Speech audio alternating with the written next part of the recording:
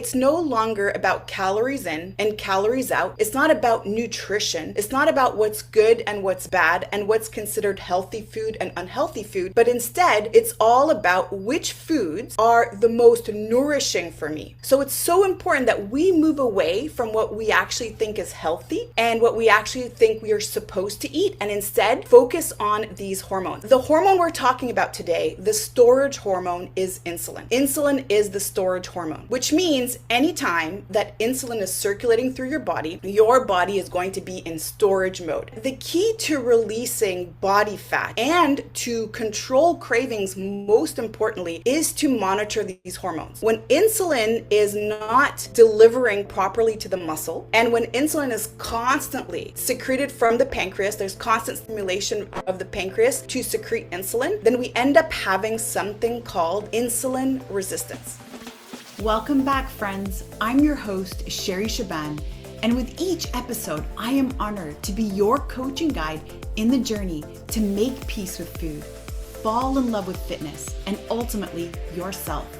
My intention in each episode is to help you release the old story of who you are and step into the one you're always meant to be.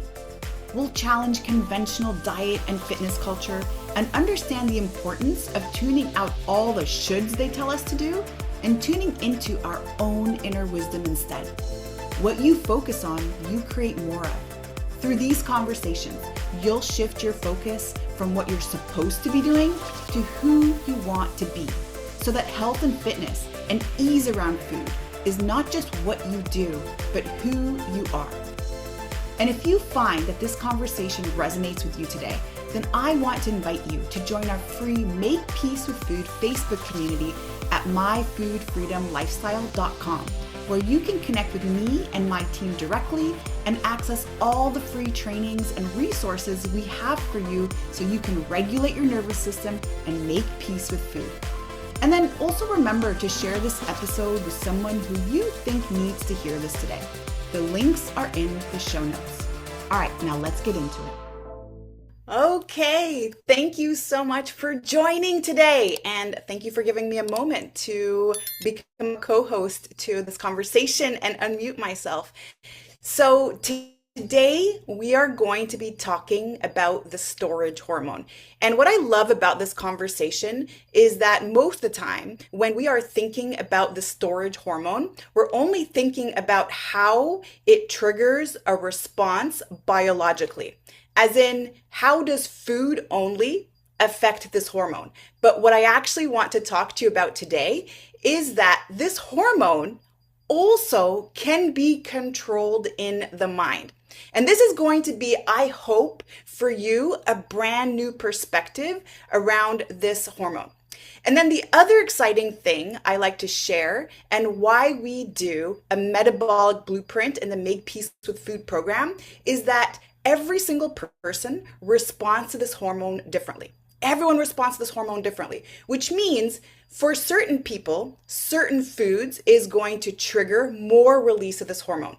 And the more of this hormone we have floating around and circulating in our body, the more fat we store, and the more we suppress any stored fat from being released, from being used. And so why this is important is because, again, there is no one diet fits all. We all respond to food differently. And this is something that is so important to note anytime you're looking at your nourishment. And today also, I want to share with you a new way to approach food so that it's no longer about calories in and calories out. It's not about nutrition. It's not about what's good and what's bad and what's considered healthy food and unhealthy food, but instead it's all about which foods are the most nourishing for me. And I had this conversation with a client the other day, and one of the first things I ask a client to do when we start working together is to start a food journal.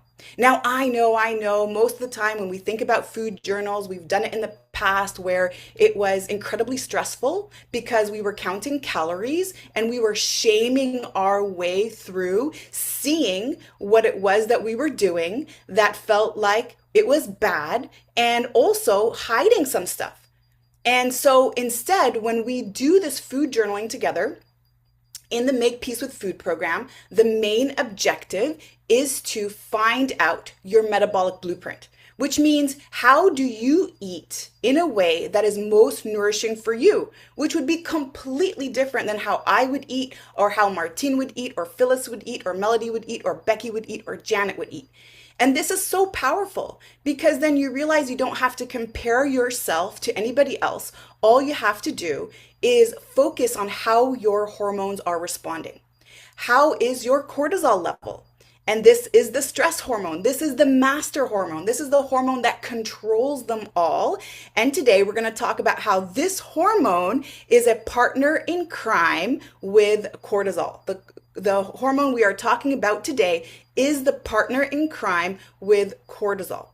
Now let's come back to that client that I was talking about the other day. So she's writing out her meal plan. She's writing out her food journal rather. She's taking photos. She's sending me and logging in all the things that she's consuming. And the whole entire time she is judging herself through this and constantly telling me, I know I'm not eating the good things. I'm not eating the healthy things. I'm not eating the right things. And then I had to ask her, well, what are the healthy things? And she said, well, I guess I should be eating more broccoli. Like there should be broccoli on here, and there should be cauliflower on here, and there should be things like quinoa on here.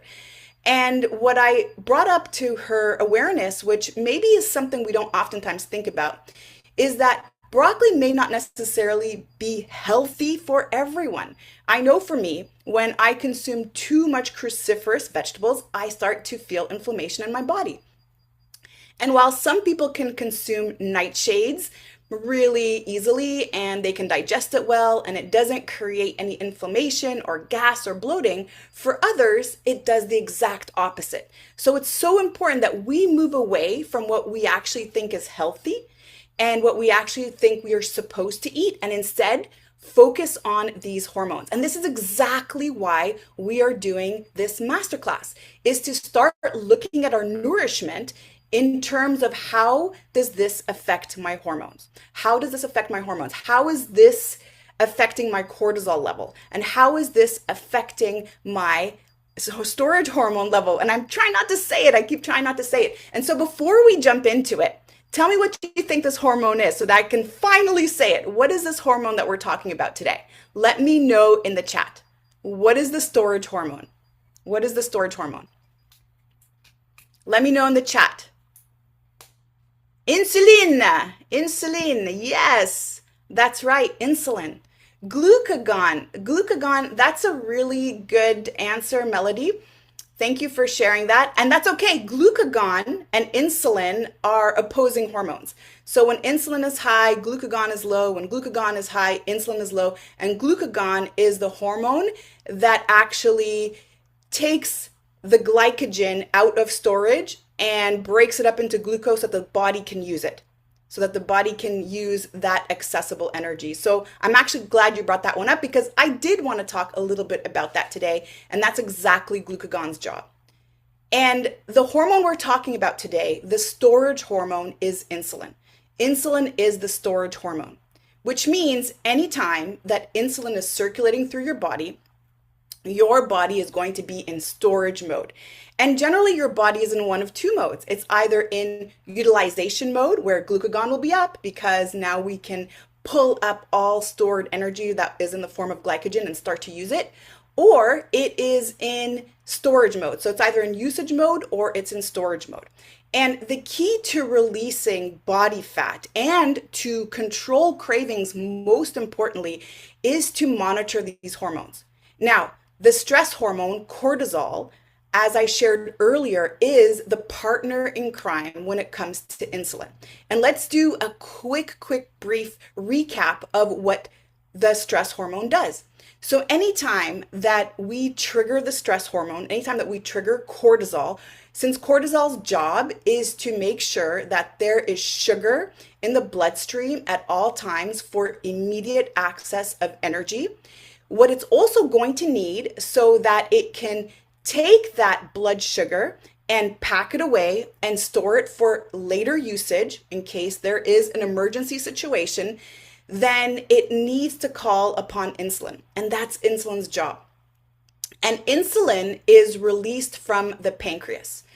And it's released from the pancreas every single time it senses that there's sugar in the bloodstream. And when it finds a sugar in the bloodstream, it attaches to it. So it's kind of like a transporter hormone. And it also holds the key to opening up the cell's ability to be able to bring that sugar molecule in. And I'm going to try my best not to geek out so much because remember, I've got that biochemistry degree background and I get super excited talking about hormones. But let's make this simple because most importantly, I want to make this relevant for you. And I want you, after this conversation, to be able to walk away with understanding how important it is to monitor insulin in addition to cortisol. Because remember, they play a role together. Whenever there is cortisol in the bloodstream, you're going to end up having to follow that biology, which means you're going to have to fulfill those cravings. You're going to also notice that your body is going to naturally want to have more blood sugar available. And if there's more blood sugar available at all times and your blood sugar levels are high, then insulin is going to be released in the pancreas, and insulin's job is to store. So let's continue our story. Anytime there is sugar in the blood, and that amount of sugar in the blood differs depending on what you're eating and how you're pairing, which is so important. It's not just about what you eat that is going to affect your blood sugar levels and therefore affect the amount of insulin that's released, but it's also how are you pairing your foods? Because you could be eating a food that theoretically on its own would elevate blood sugar levels up really high. But if you pair it with a certain food, it will actually bring that level down, meaning there's going to be less insulin released, and therefore the effect on fat storage is going to be lessened. And again, this is why it's so important to do your metabolic blueprint, because it looks very different for each person. And we all are responding to insulin in a very different way, and we are responding to foods in a very different way, depending on our activity level, depending on the quality of our sleep, depending on how much muscle mass we have. Because the more muscle tissue we have, the lesser that response to insulin is.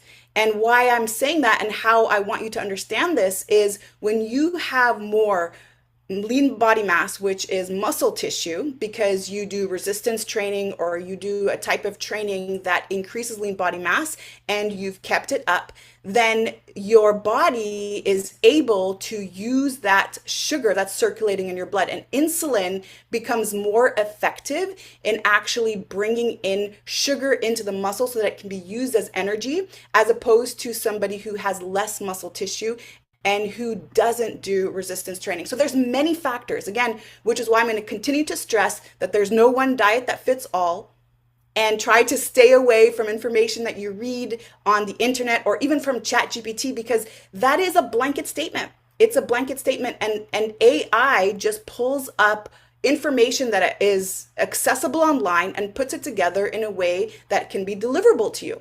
And so it's really important that you learn yourself. And the way that we do this and make peace with food is we look at the whole person. We look at the entire lifestyle, which means what are your past traumas or what are your past experiences? What is your nervous system state like in right now? And what do you currently do for exercise? Where are you at in terms of your health goals? And how many diets have you been on? All of these things are huge factors that contribute to how your body is going to use glucose and, more importantly, insulin. Okay? And why I keep bringing up insulin is because when insulin is not delivering properly to the muscle, and when insulin is constantly secreted from the pancreas, there's constant stimulation of the pancreas to secrete insulin, then we end up having something called insulin resistance. And this happens over time, where the pancreas gets exhausted. It's been overworked. It's been asked to manage more sugar than it actually can keep up with because of the types of foods that we are consuming and because of how we are not pairing certain foods and not timing certain foods according to our circadian rhythm. And so when there's sugar available in the blood, and insulin detects that there is sugar in the blood, it's going to start to bring that sugar into the muscle tissue, and it's going to store it there first in the form of glycogen. That is the condensed, packed form of glucose. And then anything left over is going to go into the liver, and it's going to be stored there.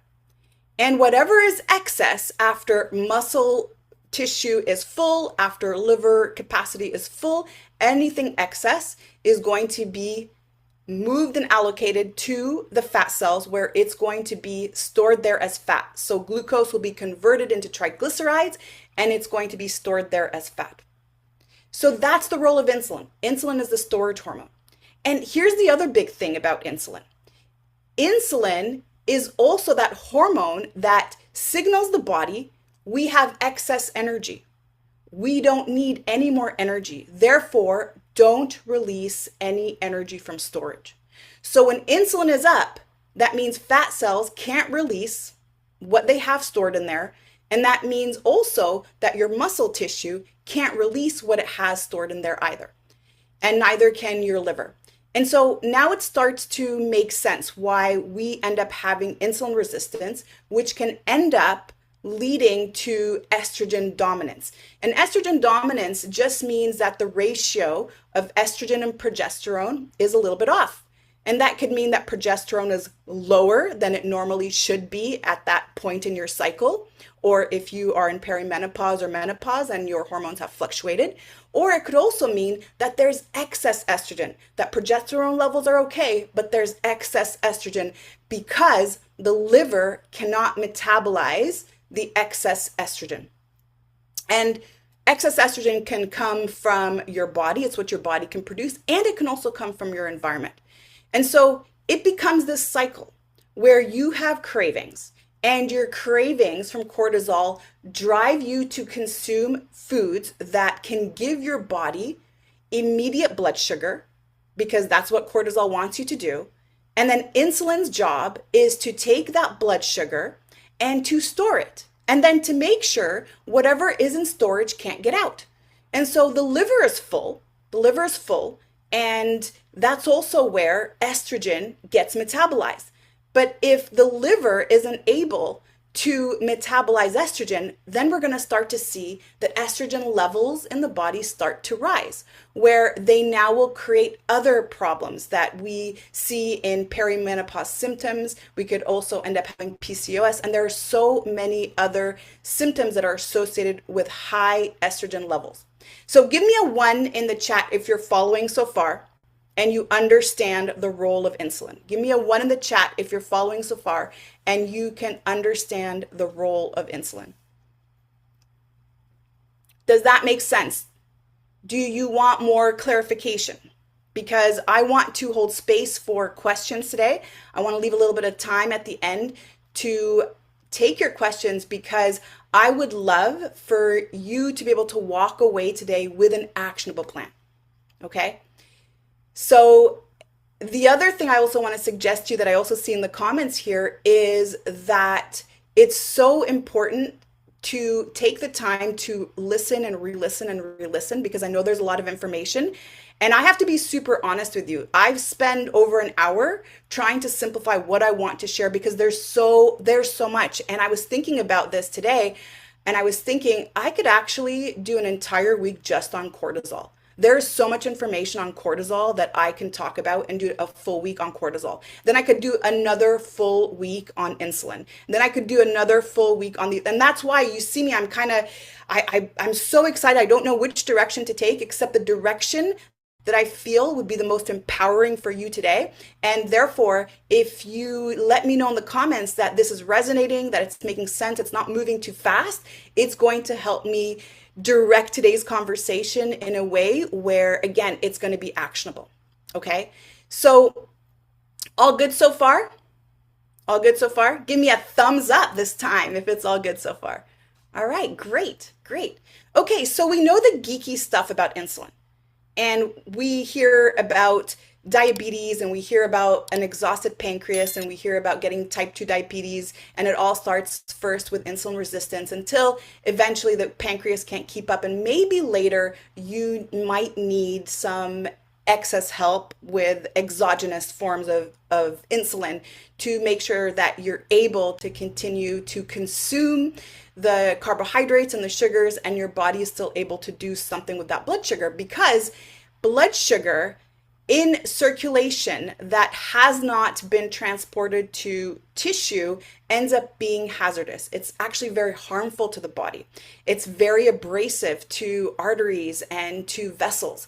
And so that's why we see things like neuropathies, and we see things like people have to get amputation or blindness and other things that I know you are familiar with. Some of you are in the health space as well, and so you've heard about these things. But the other thing that we don't talk about often is how insulin is also a hormone that is released based on anticipation. Anticipation. It's not just the presence of blood sugar that releases insulin. It's also anticipation that releases insulin. So I want you to write this down. This is huge. This is huge because just in a few moments, we are going to talk about cravings and how this is so important to understand when it comes to hormones being programmed at certain times of the day based on your behavior, and more importantly, based on your thoughts. So insulin is also released because of anticipation. So let me tell you a story. Several months ago, I was leading my retreat in Greece, Transformation in Paradise Metamorphosis. And right before that, I started experiencing a lot of gut health issues.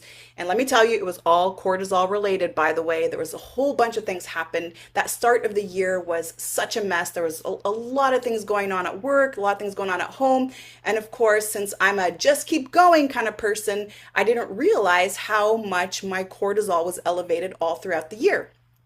And so it started to affect my gut health, because when cortisol is circulating in the body and cortisol is high, the primary important tissue is going to be your muscle tissue. And so what becomes secondary in the moment is your digestive system. Because again, all of the energy, all the focus has to go to your extremities, it has to go to your limbs so that you can take action.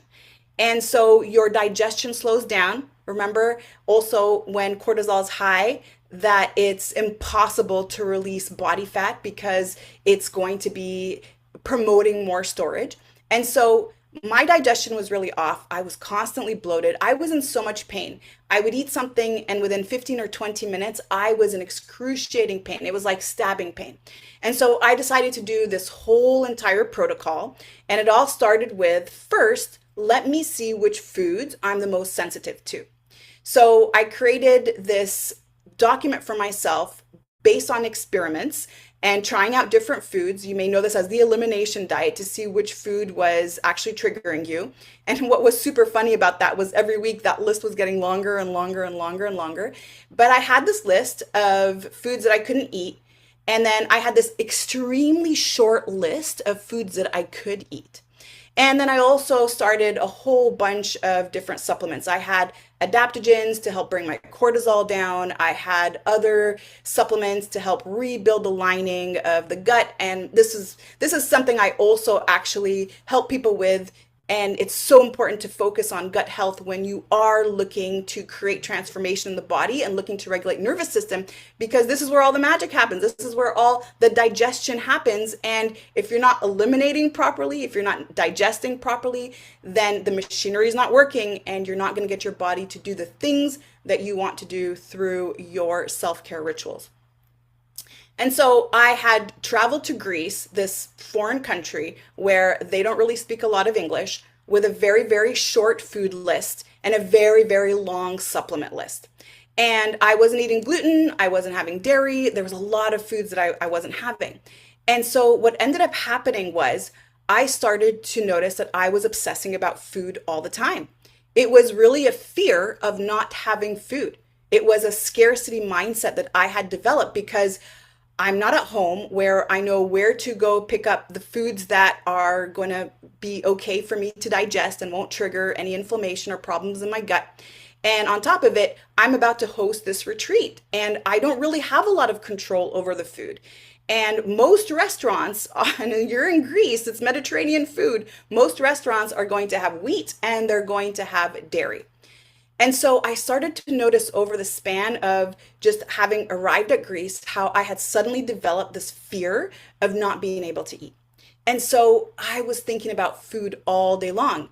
At breakfast, I had fear. I would feel the fear in my body as I got to the breakfast buffet because I felt like there wasn't going to be anything for me to eat. And there was 4 or 5 different types of breads always available. There was all these muffins and all these pastries and everything, of course, made out of gluten. And I would notice the only thing that I would be able to have that wouldn't trigger inflammation in my gut were eggs. And so this continued on throughout the course of a couple of weeks. And my food scarcity got more and more intense. And I started to notice that the moment that I would finally have access to foods that were on my okay to eat list, I would overindulge because it felt like I was in a famine. Even though I logically was not in a famine, even though, of course, there's food in abundance everywhere, my mind started to perceive a famine because there was fear of food that if I ate certain things, I would trigger inflammation in my gut. And I also had another fear that I wouldn't be able to find the foods that were safe for me to eat. And so I felt incredibly unsafe around food. And I was overeating. I was overeating at every single meal to the point where I would walk away so full, it wouldn't make any sense. I could hardly breathe full after every single meal. And so this is exactly why we also have to address the scarcity mindset because insulin is released in anticipation.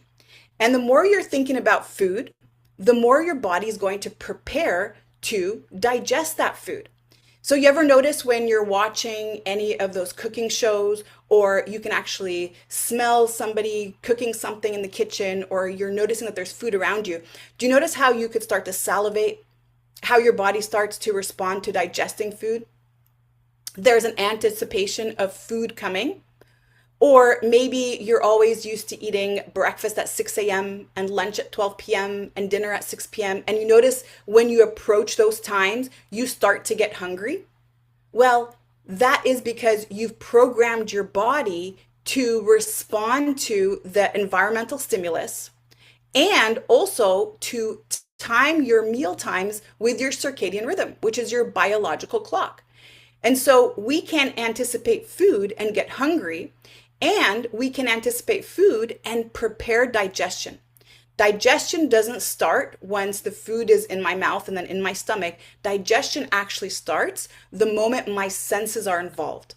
So that is thinking about food in addition to seeing food and smelling food and maybe hearing somebody clanking plates and things in the kitchen. All of that prepares the body for digesting food. And so insulin is released the moment the body is anticipating that carbohydrates are coming. And that's what promotes cravings. That's what gives us that feelings of cravings. Cravings come from that drop in blood sugar. Cravings are the drop in blood sugar. So when we have that initial craving or that drive to have something sweet, or to have something maybe that has refined carbohydrates or processed carbohydrates or foods that are very palatable, and we consume that food, insulin is already in the bloodstream because there's anticipation that that food is coming. And then once there is sugar, glucose, detected in the blood, we have more insulin release. And then as soon as all the insulin shovels out that blood sugar into the tissue, into the muscle tissue and the liver, then that drop in blood sugar is the craving. And so when we are following our cravings all day long because we are responding to emotional triggers are rooted in cortisol. This is our fight or flight response reacting to things around us.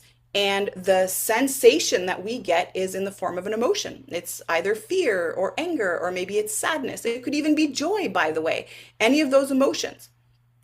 And then we are driven to have something to eat that's going to satisfy that need to cope with whatever emotion we are feeling.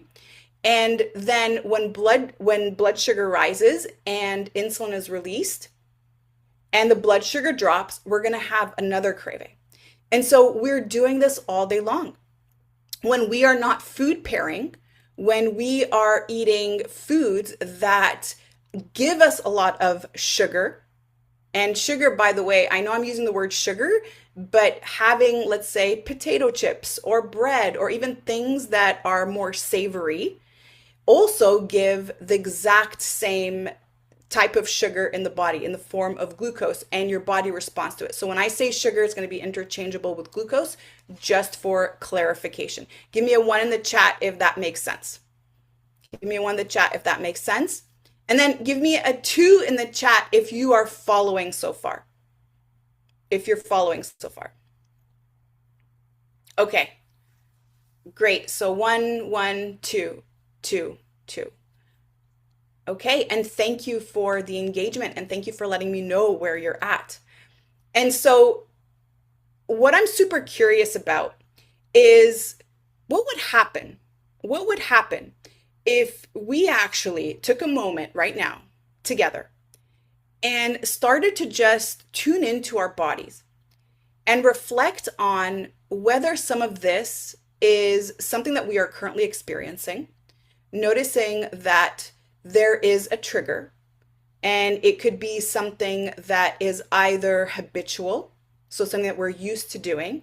This could be, for example, after dinner, I've cleaned up the kitchen, the kids are in bed, or homework is done, or I'm bored and I don't have anything to do until bedtime, and now I'm sitting on my couch and I've got my favorite snacks, and this is just my routine in the evening. So that is a habitual trigger. Or if we have an emotional trigger, which is noticing that certain people around you may stress you out in a way, or noticing when things are really crazy at work and you have a lot of stress that you could become emotionally triggered, or when it's Friday night and finally the week is over and you feel like rewarding yourself, then it is also considered an emotional trigger. So do you notice in yourself, that you have any of these patterns? And Michelle is going to put a poll question right now because I'm super curious what that pattern is. What is that pattern? So Michelle's going to put a poll question so that we can just quickly grasp what the pattern is, and also be able from there to learn our patterns. Because when we can identify our patterns, and when we are able to break these patterns, when we're able to interrupt these patterns, then it becomes so powerful to be able to find not only other ways that we can cope with whatever it is that we're going through emotionally, but also, more importantly, create a new program, create a new pattern that we can run. So we can create a new pattern that we can run. So Michelle's going to put the poll question in just a moment, and just give her a second, because sometimes we have technical issues, and there it is. Okay.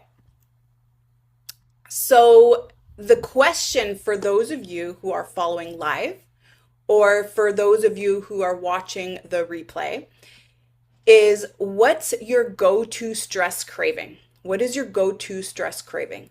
Is it chocolate? Is it chips or salty snacks? Is it bread or pasta?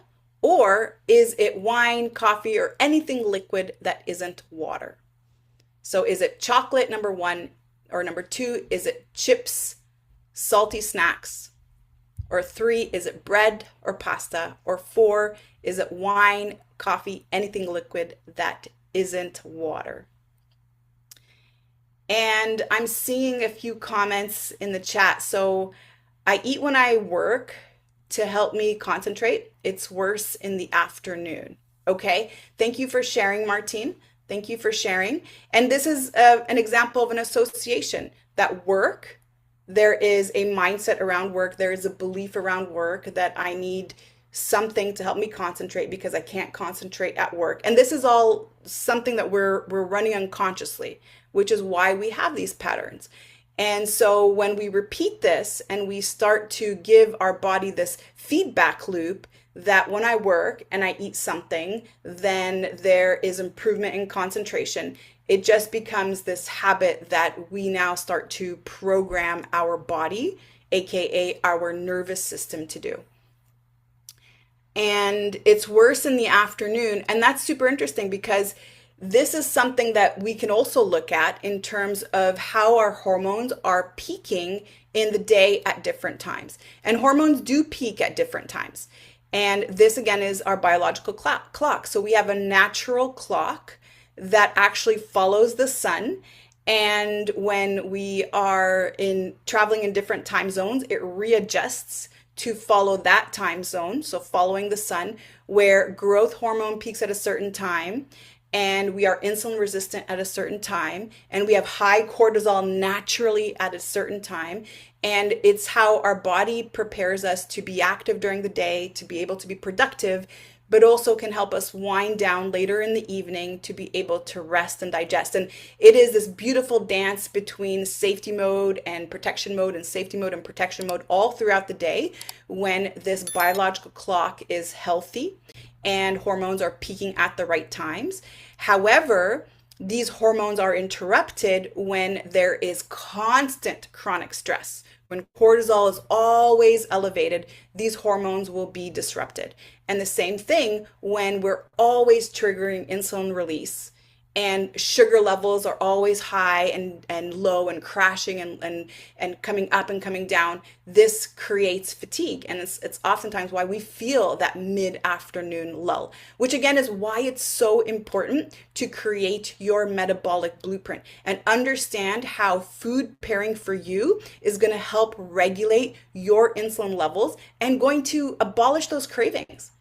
And we always start off with focusing on one meal at a time. So it's not this overnight shift, because you may have heard this quote: if your focus is to become 1% better every single day versus 100% better every day, which is of course what we always want, if your goal is to become 1% better every single day, by the end of the year, you are 365% better than you are right now. And that's it. If you focus on self-improvement, and what is 1%? What is 1%? 1% is awareness.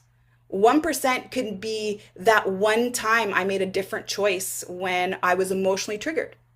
1% could be that slow adding of foods that serve me.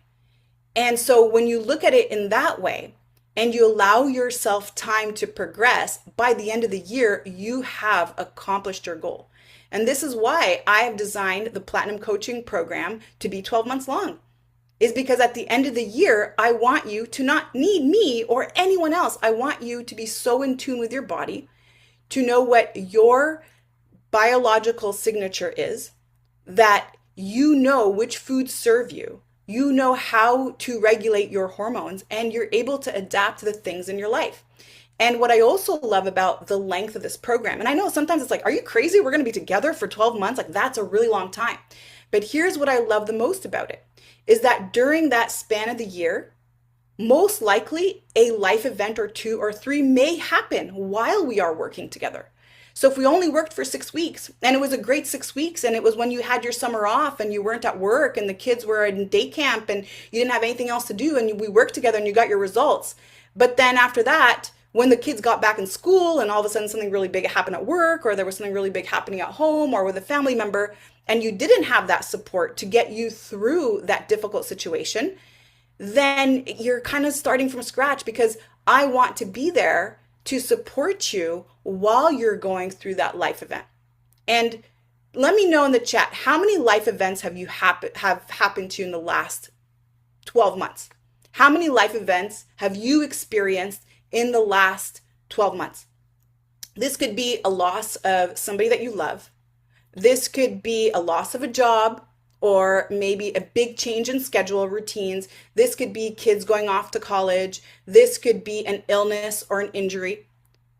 This could be a promotion. This could be anything that really shakes up your routine. It could be something exciting that's happening for you, or it could be something challenging and difficult that's happening for you. It could even be a divorce. It could be a difficult time in your relationship. It could be a difficult time in your finances. So I'm already seeing this in the chat. 4, 3, 3, 4, too many to count. Right. Yeah. And that is life. That's the reality of life, is that this is exactly why it's so important to focus on that 1% better every single day. And we oftentimes fail because we're thinking about being 100% better every day. And back when I had the CrossFit gyms, I was running these 6-week challenges. Let me tell you, they were wildly successful. They were wildly successful. I had so many people registered for these challenges. And the craziest part is, after these challenges, is that when I would see people getting these intense results, I mean, this was major weight release, and this was major transformation in such a short amount of time. But when I would see this happening over 6 weeks, what also would end up happening is that people would slowly start to revert back to the way that it was. And this would happen over time, because when you would put this time frame of 6 weeks, that person would put it in their mind that this hell that they have to go through, this restrictive eating. And yes, back then, those were the type of meal plans I would create for people. This thing that you had to stay on, that every person had to stay on depending on their size and their weight and their goal. They'd have a different meal plan, but they were all very much similar in terms of how restrictive they were. And you also had to over exercise. And so there was a lot of training involved. And this was just the vibe. This was just the culture at the time. And this is what I thought at that time was the right and best way to help somebody achieve their goals. And unfortunately, it wasn't. And after 6 weeks, I would start to see people slowly revert back, because the moment that something is over and you put it in your mind that it's over, you stop working on it. You stop working on it. What happens when you submit your taxes in tax season? After weeks of maybe gathering your forms and getting everything ready for your accountant, or you doing them yourself and putting in all that work, you know there's a deadline. And the moment you press send or you mail them off, it's over and you stop working on it. And this is exactly the opposite of what I want you to do when you make peace with food. I don't want you to stop working on yourself. I want you to focus on 1% better every day, not 100% better every day. And one of the other reasons why I stopped running these 6-week programs is because everybody was focused on this short duration in which they had to complete all of these things to get the results that they wanted. They had to eat in a very strict way. They had to do X amount of workouts to get the results. And if they missed one day, that would be one day less. Or if they missed 3 or 4 days because something big happened, like a life event, they would end up missing a big portion of the program. And if they missed a big portion of the program, they would automatically feel like they failed. So they wouldn't continue. So my dropout rates were high because I had such a short duration. And people would get discouraged if they weren't able to keep up with it every single day. And then the other thing that would happen is those of the ones that did achieve their goals by the end of the 6 weeks would always revert back, because they never really focused on lifestyle. It was so extreme, and they weren't focusing on becoming that 1% better every day. And again, this is to get you to think about how you can have more grace with yourself. How can you start to slow down? How can you start to be more present with yourself? Because if you're more present with yourself, for example, while you're going through that binge episode, or while you're going through that emotional eating episode, or while you are eating candies while you're at work, or nibbling on food while you're cooking, if you're more present and you're more in the moment, you're going to notice why you're eating. You're going to notice your habits. And once you start to notice your habits, this really cool thing happens where you can actually start to get curious as to why you're doing that. Why are you nibbling while you're eating? What is going on? What is it that is driving you to do that? Is it boredom? Is it sadness? Is it just an environmental habit? Is it just habitual? And so you get that opportunity, you get that access to that information, and that information is in your unconscious mind. So you have your conscious mind, which is the mind you're using to listen to me right now. It is the mind that has the beliefs. It's your intellectual mind. It is the mind that's retaining all this information into memory. But then you have the unconscious mind, where that's where all your patterns are held. And it's just this place that doesn't think. It's just this place where things are programmed. And the things in there that are programmed have been happening throughout your life every single day. Since you were a child, since you were a toddler, since you were an infant, your unconscious mind has been recording these programs and running them for you. And so if you're not aware of what these programs are, and more importantly, why you're running these programs based on the beliefs that you have, then you continue to run them no matter how old you are. And so that younger version of you who had a life experience, who didn't have a mature conscious mind or rational brain to make sense of the situation, decided some things, she made some decisions, or he made some decisions and had some beliefs. And because of that experience, now the unconscious mind is programmed to see life in that way, that certain things can't be dealt with, or maybe even believing certain things about yourself, about how you are not enough in certain ways. And so this is why the conversations about hormones have to start in the mind, because cortisol, we know, is secreted or released from the adrenal glands in response to feeling unsafety in the environment. And that all comes from perception. It all comes from perception. It does not just mean physical harm, that I physically feel something on my physical body. It's all perception. It could even be me in a room thinking people are judging me based on what I believe about myself, how I'm good or not good enough. And so it starts in the mind. And then insulin also is released because of anticipation, which starts in the mind. And this is exactly why I was struggling with so many cravings when I shared with you my story about how when I came into the health and fitness space, I learned everything there was about nutrition.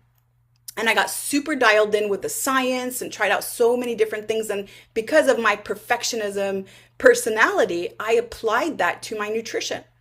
And when you are counting your macros, or when you're dieting, or when you're constantly focusing on your nutrition being so perfect, that's what's on your mind all the time.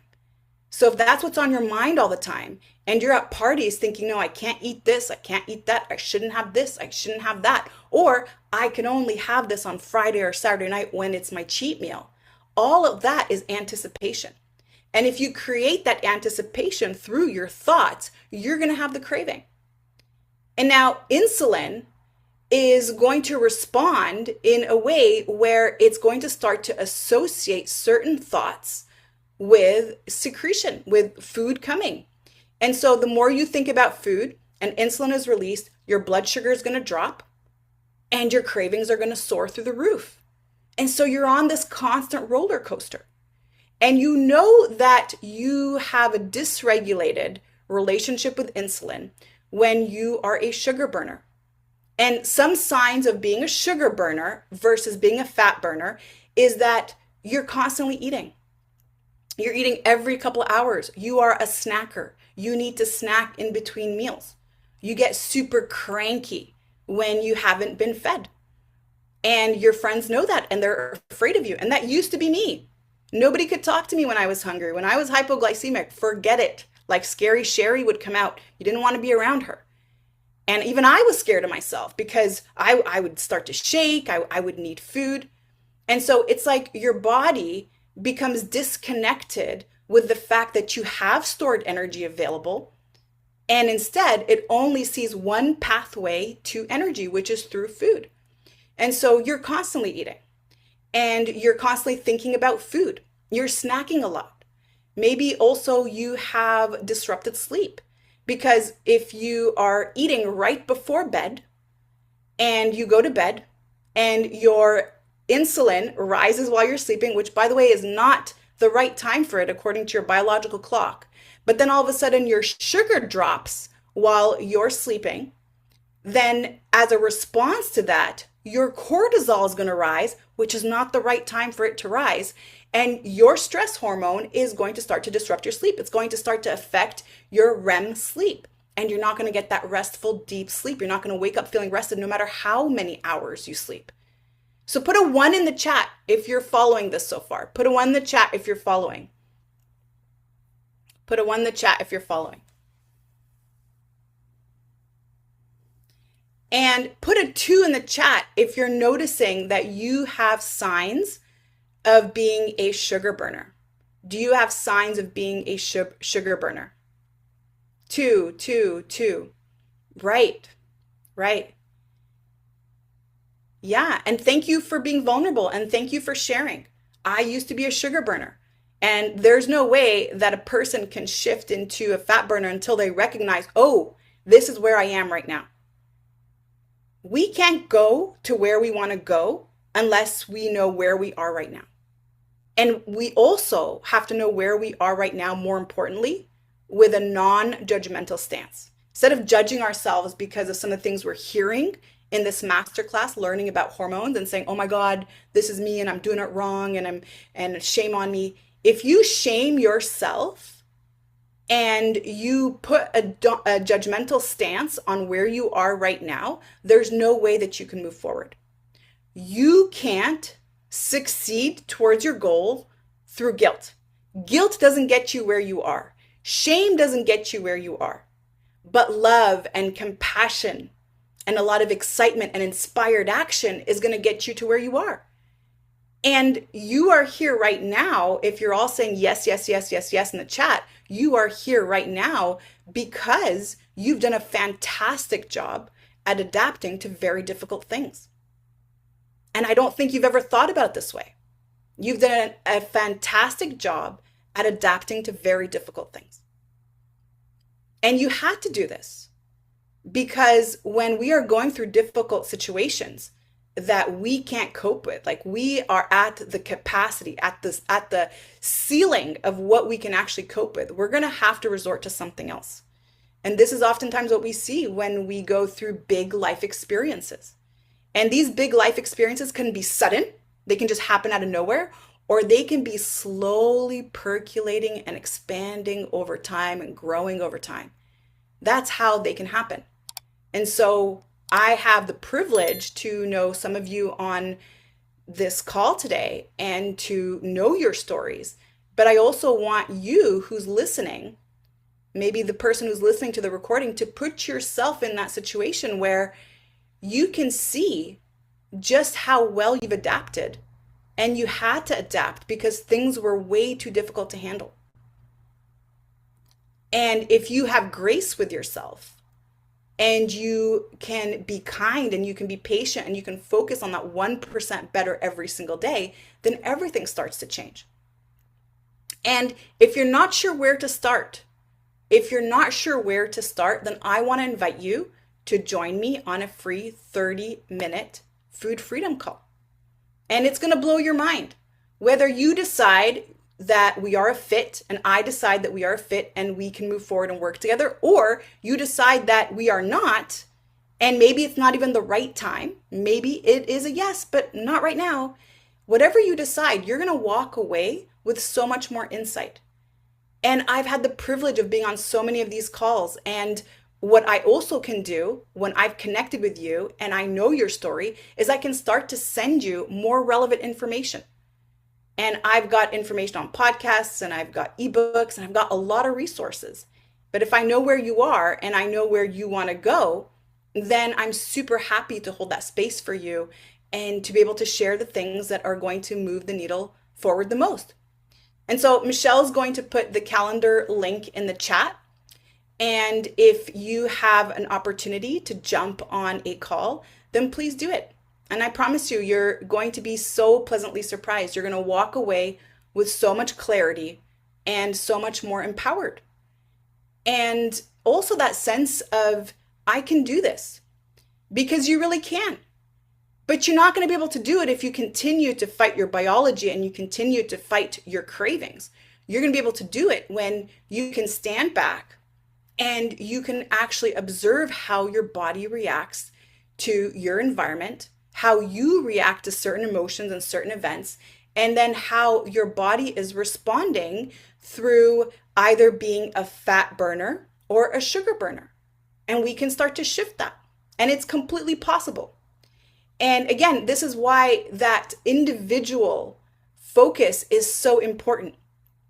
At the last retreat that I hosted in Costa Rica, we actually had a completely vegetarian cuisine. And I always ask for vegetarian cuisine because some of the process that we do are very deep, and we really focus on a lot of trapped energies, maybe some stored traumas that may come up. And of course, because we don't have our coping mechanisms there, there's no fridge that you can access and just go grab a snack whenever you feel like it. We don't serve alcohol there, so there's nothing to cope with there. We don't have TV, so you can't just go watch TV and just turn everything off. But because you're very open, and we want to keep the body light so that things can move through much quicker and you can overcome the things that generally are leading you to coping mechanisms a lot faster, we keep the cuisine light so that your body can digest it quickly. And so we had a vegetarian cuisine, and we had two people there who were monitoring their blood sugar, who are diabetic and monitoring their blood sugar. On the very same day, I had two people come up to me, both two different people. One person said to me, "Oh my gosh, I just measured my blood sugar. This is the lowest it's ever been. I think a vegetarian diet is really serving me. I think this is how I'm supposed to eat. I have never seen my blood sugar this low. And I've taken medication and I'm taking all these things, and I haven't needed to take my medication this whole entire time I've been here." And on that very same day, right after the same meal, I had somebody come up to me and say, "Well, my blood sugar is really high. I've been measuring it. It's a lot higher than it really normally is, but it's okay. I know we've got a few days left and this has been a great experience, but I also know that this way of eating does not serve me." And how powerful is that? We're all eating the exact same foods, and we're all being served the exact same things. And yet I had two completely different responses based on how we are nourishing our body. And again, let's move away from the word nutrition and this is what my diet looks like and what's my nutrition is dialed in. And let's move away from that language and think about nourishment. How can I nourish my body? Because if I nourish my body, I'm not just thinking about what I'm consuming through my mouth. I'm thinking about rest. Because if I overexercise and I don't nourish my body properly afterwards, I'm going to go hypoglycemic. My blood sugar is going to drop. And what's going to happen is I'm going to have cravings later because my body's going to constantly chase food the rest of the day to make sure it's going to make up for what it didn't have.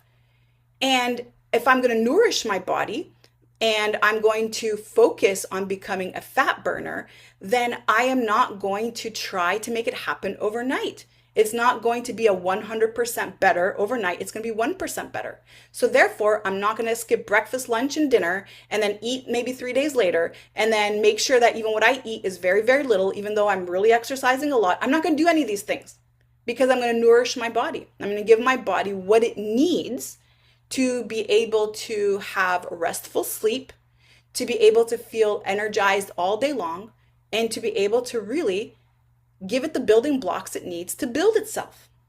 And so when you're thinking about nourishing your body, what word comes up for you? What word comes up for you? But let me know in the chat, what word is coming up for you when we say nourish? When you're nourishing your child, or you're nourishing yourself, or you're nourishing somebody that is important to you, what word is coming up for you when you say nourish? Resting, yes. What else? What else is coming up for you? Not having food on my mind anymore. Yes. What else? Eating. Yes. What else? What emotion? Tell me what emotion is coming up for you now. Sustenance. Yes. Happy. That's right. What else? What other emotions? Peace. Yes, food normalcy. Yes, what else? What else? Nourishment. Happy. That's right. Calm. That's right. Yeah, I love those words. Exactly. And it's such a sense of being taken care of. Doesn't that feel safe? Doesn't it feel safe to know that you're nourishing yourself? That's such a safe feeling. Yes, that's right. Safe, enough. Stability, exactly. You got it. And think about this. I actually invite you to journal on this. If I start using the word nourish instead of what is my nutrition? What am I going to eat today? And I just actually plug in the word nourish all the time. How will I nourish myself after this workout? How will I nourish myself as the first meal I'm going to eat today? How will I nourish myself as the last meal I'm going to have today? That is a completely different energy. And your choices are going to reflect that energy because nourish has that hint of love and care behind it. It's what we do when we think about nourishing a small child, taking care of a small child and making sure that their needs are met in a way that feels safe. And so I'm going to pause here for a moment and see if you have any questions. I'm going to scroll in the chat. If you have any questions, please add to the comments. Please add to the comments. I see a question here. Is sugar burner a dysregulation or it's a body type of thing?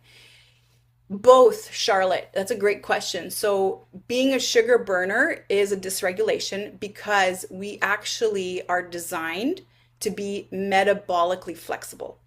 What does that mean? That means we are designed to be able to take food and use it as energy right away, or when food is not available, to be able to get food from stores. So we are designed through our hormones and through the enzymes that we can create to be able to pull up food that's in storage or to use food that's given to us.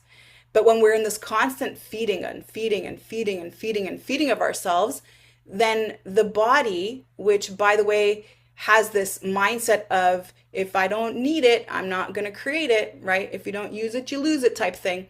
It's going to stop making those enzymes and the hormones that are going to help you pull up food and energy from storage. And by food, I mean stored body fat and stored glycogen.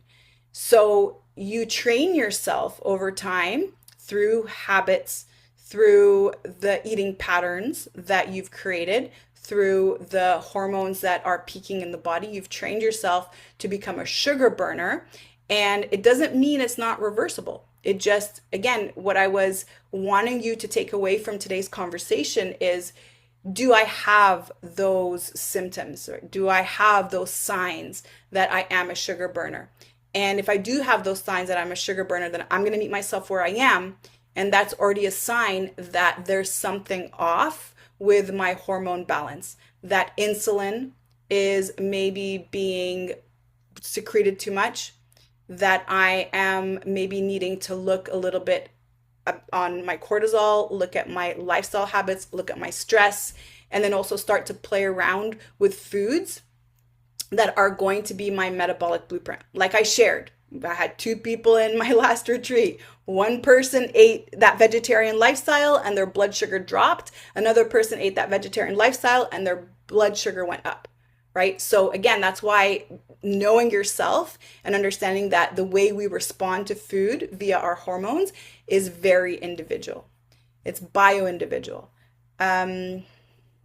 Speak more about food pairing. I'm glad you asked that, Janet. We're going to be talking about it more in the community. I know you're in the community, so stay tuned for that. And it's also going to give us a little bit more chance that we sit down and really go through what you're consuming throughout the day and how you're reacting to it and give you a more individual approach. So I'm glad you asked that. Any other questions before we conclude and wrap up for today? Any other questions? Charlotte's asking, is community the Facebook group? So community is one of our Make Peace with Food coaching programs. It's a group coaching program. We meet every single week, once a week on Wednesday evenings. And we also have the Make Peace with Food course where you can follow along on your own pace and understand the language and the concepts that we teach so that when we do meet on the community calls, you have more background and the language to be able to participate in the call. So it's a live group coaching experience through the Make Peace with Food program.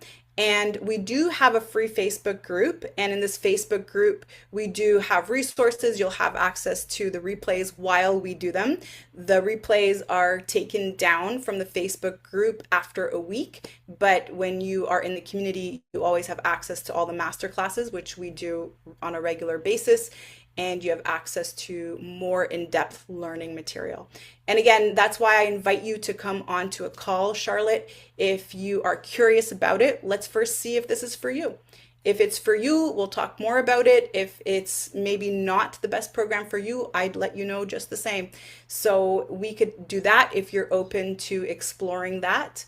And Martine said, when insulin lowers in the blood sugar in anticipation, it generates a craving, lack of sugar. What do I do to balance this without eating sugar? So this is a great question. Again, we have to come back to the food pairing, Martine, because this type of question, I would be hesitant to answer it because I don't know what you consume the rest of the day.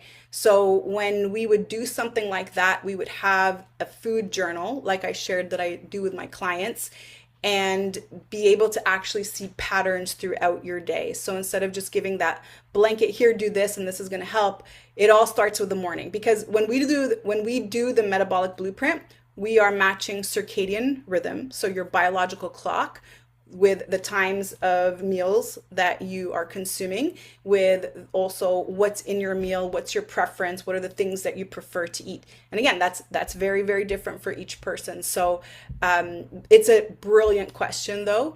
And it's again, something worth exploring. I know you're also in the Make Peace with Food program. So how about we look at this a little bit deeper so that it actually can be the best answer for you.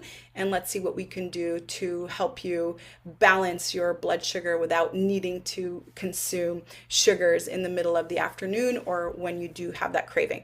But as a super quick reminder and as a takeaway, your cravings come from many different hormones playing together. So we may focus on just one hormone. So we may be focusing on insulin, and we're having a conversation on insulin today. However, completely ignoring cortisol. So it's so important, again, when we're looking at the metabolic blueprint, when we're looking at this approach to make peace with food, we're looking at whole person. What's happening whole person in their lifestyle? What's happening with their family? What's happening at work? What's happening with all of the environmental factors that are contributing to hormonal release? Remember, hormones, okay, and weight and health and everything that we want to achieve actually happens from the shoulders up.